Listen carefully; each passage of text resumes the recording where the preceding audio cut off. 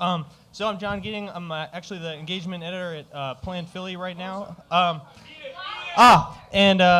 was going to give a thrilling speech about parking politics tonight, but I've been pretty depressed about the low quality of the mayoral field for next year, so I decided to go with a speech about building millennial political power in Philadelphia.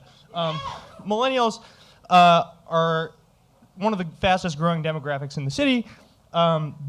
They're making their presence felt in neighborhood associations, businesses, nonprofits, but we don't have any political power yet. We make up about 26% of Philadelphia's population, but we hold 0 of the 17 city council seats. By comparison, in Pittsburgh, there are about 3 under 40 city council members, and our values are not getting translated into public policy yet. And there's this unhelpful sort of escapism out there about how somebody from the tech community is going to parachute in and save us, but it's just not true. So the thing is that what we need to do is build this long-term bench of young people in the ward system winning these low-level party offices. And I actually did that this year. I won a ward election in my division, in my neighborhood. And so the first thing that you have to do is you have to register as a Democrat. There's really no point in doing anything other than that. There's an 8-to-1 registration advantage. Like, you're never going to change anything. And then once you register as a Democrat, the way the system works is if there's 66 wards, 69 ward leaders, because some of these things are really fucking big. And the ward leaders aren't directly elected. They're selected by elected committee people, which is what I am. This is my division, or this is my ward. This is the second ward as 27 divisions. If you wanted to take over as ward leader of the second ward, you would need to get about 28 people either to vote for you, or you need to get new people elected. The powers of the committee person office that I won, you're basically the political friend of your neighborhood. You issue a sample ballot around election time with a bunch of politician names on it.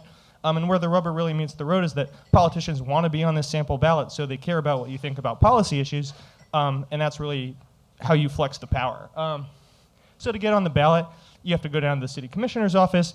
You get a yellow form, and you get 10 signatures on it. Really, you want to get about 50. It's really easy. I got about 10 signatures in my first 10 minutes doing this. You should bring a little card or something with your positions and your name. It's really all about upping your name recognition. And then, a good idea is to piggyback on another campaign. So my state rep, Brian Sims, is an awesome dude. I was like, Brian, I'm going to collect signatures for you. Give me a list of the super voters in my division. He did that. And so I went to them first, and I got people who are more likely to vote, so I kind of upped my chances of winning right off the gate. You want to scrape all the information off of that, so you get all the names and addresses and everything. You put them in a spreadsheet. And then you take them down to you get them notarized, you take them down to the city commissioner's office, and you're good. Your ballot position is chosen at random.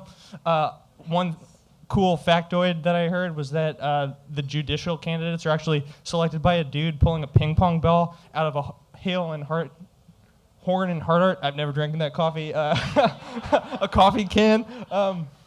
So anyway, and then the hard part is you need to find 70 to 100 people to actually vote for you. Probably you started this with a petition process, but then you just kind of knock every door in the division. It takes about 5 to 6 hours over 2 weekends. It's not really a big deal.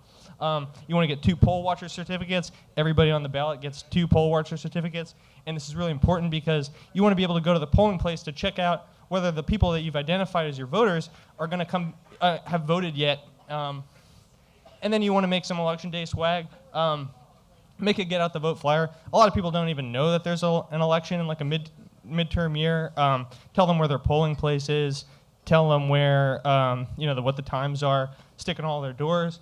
The best thing to do is to hang around the polling place 2 hours after the polls open. Go back around lunchtime. Hang around 5 p.m. till the polls close around like 7 or 8 o'clock. This is me hanging out with Geeting partisan Josh Kruger from Philly Weekly. And this is really important.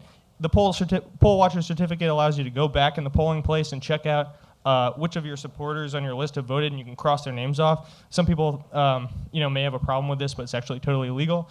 And then once you win, because you're probably going to win if you do all this stuff, it's just about taking over more shit. You know what I mean? Just like, this is a sample ballot from my friend T.J. Hurst, who ran a bunch of people in the 30th ward this year. They got 12 new people elected, almost enough to take over, but it's all good because the fact is that this is about determination and persistence. It's not about shortcuts. And if you get a beachhead of young people in the ward system, you've got a strong political foundation to run some young people for city council candidates, state rep candidates in the future. Thanks, everybody.